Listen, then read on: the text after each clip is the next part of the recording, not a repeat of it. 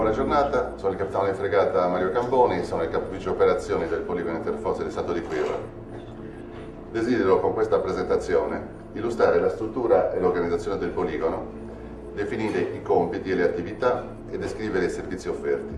Fisicamente il poligono è situato in una zona del sud-est della Sardegna, caratterizzata da bassa densità di popolazione e dalla disponibilità di ampi spazi.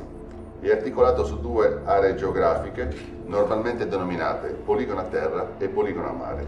Il poligono a terra è situato presso il centro abitato di Perdas de Vogu ed ospita il comando del PISC.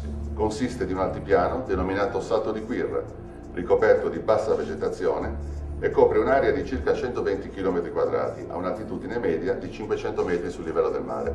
Il poligono a mare comprende il distaccamento di Capo San Lorenzo ed un'area di circa 11 km² lunga l'omonima baia.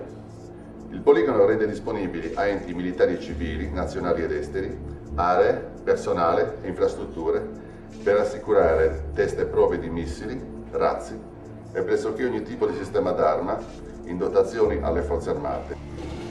Uno dei compiti principali della squadriglia è quello di supportare tutte le esigenze del poligono, recuperare i bersagli che dopo l'attività del poligono cadono a mare con un paracadute e poi vengono recuperati successivamente dagli elicotteri dal personale della squadriglia.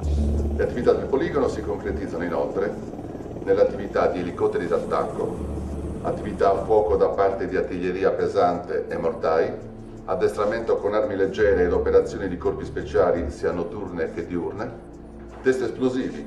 Le aree del poligono a mare sono utilizzate per tutti i tipi di combattimento, comprendendo in esso la guerra elettronica, il lancio di chaffs, il disturbo radar.